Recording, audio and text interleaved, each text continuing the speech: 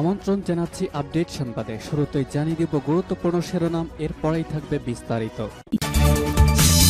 ইসরায়েলে গুরুত্বপূর্ণ স্থাপনায় হুতির 6 ড্রোন হামলা। এদিকে সিন্ধু পানি চুক্তি ভারতকে উচ্চশিক্ষা দেওয়ার হুমকি পাকিস্তান প্রধানমন্ত্রীর। আরও থাকছে পাকিস্তান সীমান্তে দুপক্ষের গোলাগুলি, ভারতীয় সেনা নিহত। আর জানিয়ে দেব ফিলিস্তিন ছাড়াও মিশর জর্ডানের অংশ নিয়ে বৃহৎ ইসরায়েল প্রতিষ্ঠা করতে চান নেতানিয়াহু। সর্বশেষ জানিয়ে দেব হিজবুল্লাহর পাশে থাকার অঙ্গীকার ইরানের। শুনছিলেন সংবাদ শিরোনাম, এখন বিস্তারিত। তার আগে অনুরোধ থাকবে ভিডিওতে একটি লাইক দিন এবং কমেন্টস করে জানিয়ে দিন কোন জেলা থেকে বা কোথা থেকে আমাদের সঙ্গে যুক্ত রয়েছেন। ইসরায়েলে গুরুত্বপূর্ণ স্থাপনায় হুতির 6 ড্রোন হামলা।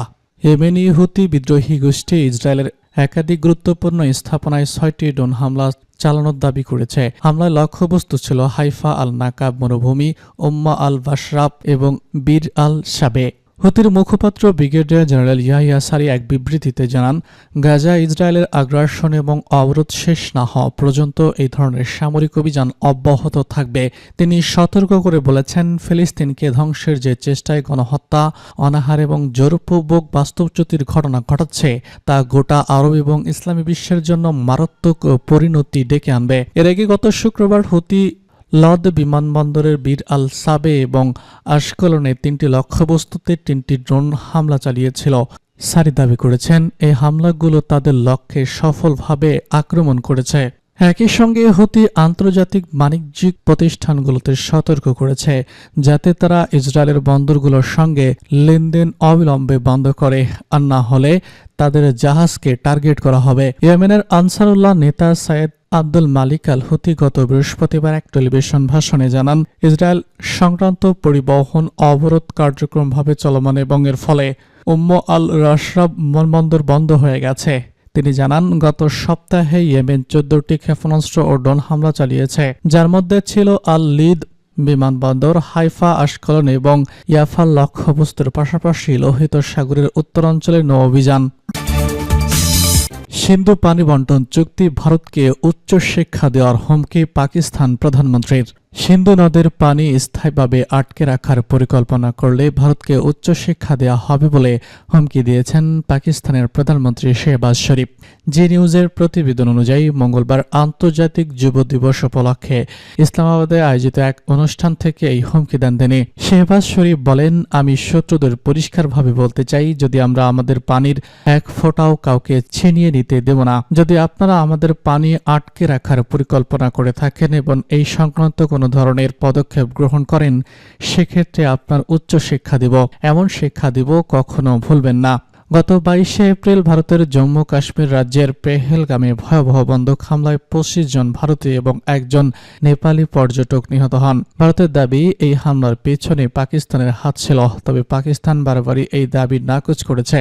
পেহেলগামে হামলার পর তাৎক্ষণিক সিন্ধু পানি বন্টন চুক্তি স্থগিত করে দেয় ভারত। এর ফলে পাকিস্তানের 3 নদী সিন্ধু, চেনাব এবং ঝেলামের পানি প্রবাহ ব্যাপকভাবে হ্রাস পায় এবং গুরুতর ঝুঁকির মধ্যে পড়ে দেশটির কৃষি উৎপাদন। ভারত সিন্ধু বন্টন চুক্তি স্থগিত করার পর আন্তর্জাতিক আদালতে মামলা করে পাকিস্তান। 8 আগস্ট এই মামলার রায় দিয়েছে আদালত। এতে সিন্ধু বন্টন চুক্তি অচল করা এবং ভারতকে এই চুক্তিতে ফিরে আসার নির্দেশ দেওয়া হয়। সিন্ধু পানি বন্টন চুক্তি স্থগিতের পর ভারতের কেন্দ্রীয় স্বরাষ্ট্রমন্ত্রী জানিয়েছিলেন, জলবিদ্যুৎ উৎপাদনের জন্য এই নদের ভারতীয় অংশের উপর বাঁধ নির্মাণ করা হবে। আদালত এ বিষয়ে নির্দেশ দিয়েছেন। এতে বলা হয়েছে, ভারত যদি সিন্ধু নদের উপর বাঁধ বা এ জাতীয় কোনো স্থাপনা নির্মাণ করতে চায়, তাহলে অবশ্যই চুক্তির শর্ত মেনে এবং চুক্তির সঙ্গে সামঞ্জস্যপূর্ণ করে সেটি নির্মাণ করতে হবে। আন্তর্জাতিক সালিশ আদালতের এই রায়ের পর ভারত এখনো পর্যন্ত পুরো প্রতিক্রিয়া জানায়নি, তবে পাকিস্তান স্বাভাবিক কারণেই স্বাগত জানিয়েছে এই রায়কে। পাকিস্তানের পররাষ্ট্র মন্ত্রণালয় ভারতকে চুক্তি ফিরে আসার আহ্বানও জানিয়েছে। সিন্ধু ঘিরে উত্তেজনায় পাকিস্তান সীমান্তে দুই পক্ষের গোলাগুলি, ভারতীয় সেনা নিহত। সীমান্তে ভারত পাকিস্তান সেনাদের মধ্যে গোলাগুলির ঘটনা ঘটেছে, এতে এক ভারতীয় সেনা নিহত হয়েছে। নয়াদিল্লির সামরিক সূত্রের বরাতে ভারতীয় গণমাধ্যম এনডিটিভি এই দাবি করেছে। কাশ্মীরে পেহেলগামী সন্ত্রাসী হামলা জেরে দুদেশের সংঘাতের পর সাম্প্রতিক কথায় লড়াই জানিয়েছেন ভারত পাকিস্তানের শীর্ষ সামরিক এবং রাজনৈতিক নেতারা। এরই মধ্যে এই ঘটনা ঘটল। সরকারি সূত্রের বারাতে এনটিটিভির প্রতিবেদনে বলা হয়, অপারেশন সিঁদুর পর পাকিস্তানের পক্ষ থেকে বড় ধরনের উস্কানিমূলক ঘটনা ঘটে। জম্মু এবং কাশ্মীরের উরি সেক্টরে পাকিস্তান সেনাবাহিনীর মদতপুষ্ট সন্ত্রাসীদের অনুপ্রবেশের পর নিয়ন্ত্রণ রেখার কাছে গোলাগুলি হয়। এতে এক সেনা নিহত হয়েছে। ভারতীয় সেনাবাহিনীর সূত্র অনুসারে মঙ্গলবার রাতে অনুপ্রবেশকারীরা ভারতের প্রবেশের চেষ্টা করে। এটি নিয়মিত প্রবেশের চেষ্টা থেকে আলাদা ছিল, কারণ অনুপ্রবেশকারীরা পাকিস্তান সেনাবাহিনী থেকে সহায়তা পেয়েছিল। এই ধরনের অনুপ্রবেশের চেষ্টা সাধারণত পাকিস্তানের বর্ডার অ্যাকশন টিম করে থাকে। ভারতীয় সৈন্যরা অনুপ্রবেশের চেষ্টায় প্রতিরোধ নেওয়ার জন্য অ্যাকশন শুরু করলে বন্দুকযুদ্ধ শুরু হয় এবং একজন সৈনিক আহত হন। অনুপ্রবেশের চেষ্টা ব্যর্থ করা হয়, কিন্তু অনুপ্রবেশকারীরা খারাপ আবহাওয়ার সুযোগ নিয়ে পালিয়ে যেতে সক্ষম হয়। এ ঘটনার বিষয়ে সেনাবাহিনীর একটি আনুষ্ঠানিক বিবৃতির অপেক্ষায় রয়েছে ভারতীয় গণমাধ্যম। ফিলিস্তিন ছাড়াও মিশর, জর্ডানের অংশ নিয়ে বৃহৎ ইসরায়েল প্রতিষ্ঠা চান নেতানিয়াহু। দখলদার ইসরায়েলের প্রধানমন্ত্রী বেনিয়ামিন নেতানিয়াহু জানিয়েছেন, তিনি এক ঐতিহাসিক এবং আনুষ্ঠানিক মিশনে রয়েছেন। একই সঙ্গে বৃহত্তর ইসরায়েল গঠনের পরিকল্পনায় কোথায় পূর্ণ ব্যক্ত করেছে ইহুদিবাদী নেতা। সম্প্রতি ইসরায়েলি গণমাধ্যম AI24 নিউজ চ্যানেলকে দেওয়া এক সাক্ষাৎকারে এমনটাই ইঙ্গিত দিয়েছে নেতানিয়াহু। টাইম অব ইসরায়েল এর বরাতে জানানো হয়, এই সাক্ষাৎকারে নেতানিয়াহু বলেছেন তিনি বৃহত্তর ইসরায়েলের দৃষ্টিভঙ্গির সঙ্গে অত্যন্ত সংযুক্ত। এই দৃষ্টিভঙ্গির আওতায় বর্তমান ইসরায়েলের পাশাপাশি ফিলিস্তিন, জর্ডান এবং মিশরের কিছু অংশেও অন্তর্ভুক্ত করা হয়েছে। সাক্ষাৎকার গ্রহণকারী শ্যামল, যিনি একসময় ইসরায়েলি পার্লামেন্টে সেনেটের ডানপন্থী সদস্য ছিলেন, তিনি নেতানিয়াহুকে একটি তাবিজ উপহার দিয়েছেন। এই তাবিজে প্রতিশ্রুত ভূমির মানচিত্র তথা বৃহৎ ইসরায়েলের মানচিত্র আঁকা ছিল। এ নিয়ে নেতানিয়াহুর কাছে জানতে চাওয়া হয় তিনি এই ধরনের সঙ্গযুক্ত কিনা। জবাবে তিনি বলেছেন, অনেক বেশি। তিনি আরও বলেছেন, আপনি যদি জিজ্ঞাসা করেন ঐতিহ্যভাবে এবং অত্যধিকভাবে আমার মধ্যে কোনো মিশন আছে কিনা, তবে তার উত্তর হলো হ্যাঁ। উল্লেখ্য, 1947 সালের জুন মাসে 6 দিনের যুদ্ধে দখলদার ইসরায়েল পূর্ব জেরুজালেম, পশ্চিম তীর, গাজা উপত্যকা, সিনাই দ্বীপ এবং গোলান মালভূমি দখল করে নেয়।